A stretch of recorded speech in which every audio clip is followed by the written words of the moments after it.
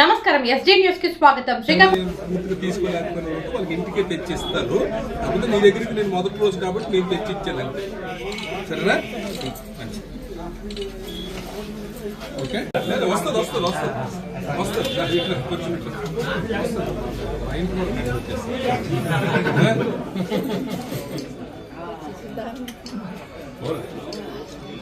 ఏం లేదు.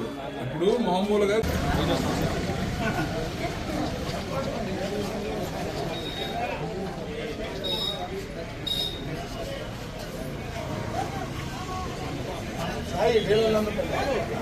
అందరికీ నమస్కారం.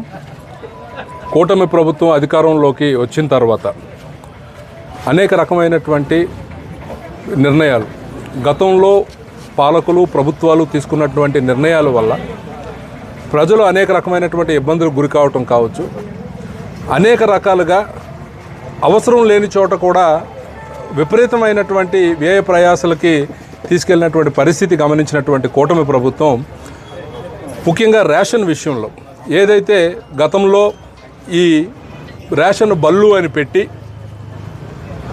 దానికి దాదాపు 21,000 రూపాయలు ప్రభుత్వ ధనం వెచ్చించి సొంత మనుషులకి వాళ్ళ పార్టీ కార్యకర్తలకి ఇచ్చుకుని ఏదైతే రేషన్ పంపిణీ చేస్తున్నాము అనే నెపంతో ప్రచారం చేసినప్పుడు సన్నబియ్యం ఇస్తాం, ఇంటింటికి తీసుకొని వచ్చి రేషన్ ఇస్తామని ప్రచారం చేసుకుంటున్నట్టు ఆ వ్యక్తులు మరి ఆ ఎండియు ఆపరేటర్ల ద్వారా గ్రామం చివరల్లో వీధి చివరల్లో పెట్టి ప్రజల్ని అనేక రకమైనటువంటి ఇబ్బందులు గురి చేయటమే కాకుండా ఆ సమయానికి వాళ్ళు కానీ అందుబాటులో లేకపోతే ఉదాహరణకు ఉపాధి హామీ కూలీలే అనుకోండి, వాళ్ళు తెల్లవారి వాళ్ళు పనికి వెళ్ళకపోతే వాళ్ళకి ఆ రోజు జీవనం పోతుంది. పనికి వెళ్తే రేషన్ బియ్యం వాడు ఎప్పుడు వస్తాడో మాకు తెలియదు అనే పరిస్థితి. ఒకవేళ ఆ సమయంలో వాళ్ళు కానీ అందుబాటులోకి లేకపోతే వాళ్ళు అక్కడ తీసుకునే అవకాశం లేకుండా వాళ్ళు ఎక్కడ బండి ఆపితే అక్కడికి వెళ్ళి తీసుకునే పరిస్థితి. ఈ సమస్యలన్నీ గమనించినటువంటి కూటమి ప్రభుత్వం ఒక చరిత్రాత్మకమైనటువంటి ఒక నిర్ణయం తీసుకుని గతంలో ఏదైతే రేషన్ డీలర్ల వద్దనే తీసుకునే సౌలభ్యం కల్పించారో మళ్ళీ దాన్ని పునరుద్ధరిస్తూ మళ్ళీ ఈరోజు డీలర్లకే ఇవ్వటం అనేది చాలా మంచి నిర్ణయం, చాలా స్వాగతించదగినటువంటి విషయం. అయితే ఇక్కడ అందరూ కూడా గమనించాలి, కూటమి ప్రభుత్వం వచ్చిన తర్వాత ఈ నిర్ణయం తీసుకోవడంతో పాటు ఎవరికి అన్యాయం జరగకుండా 65 సంవత్సరాల వయసు పైబడినటువంటి వారు కానీ హ్యాండిక్యాప్డ్ కానీ ఉంటే వాళ్ళకి డీలర్లే ఇంటి వద్దకు తీసుకుని వెళ్ళి సరఫరా చేసే విధానాన్ని కూడా కల్పించటం అనేది మనందరం ఎంత మానవతా దృక్పథంతో ఈరోజు ప్రభుత్వం పనిచేస్తుందో మనం చెప్పుకోవడానికి ఒక మంచి ఉదాహరణ.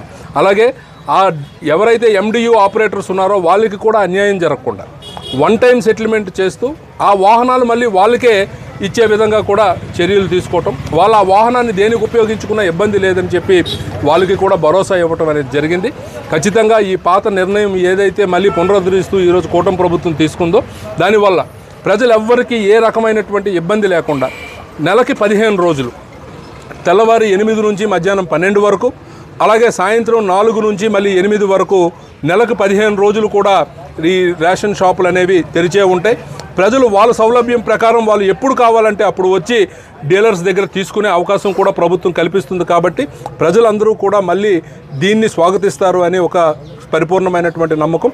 మరి కూటమి ప్రభుత్వం తీసుకున్నటువంటి ఈ నిర్ణయం వల్ల అందరూ కూడా హ్యాపీగా ఉన్నారని తెలియజేసుకుంటూ సెలవు తీసుకుంటారు.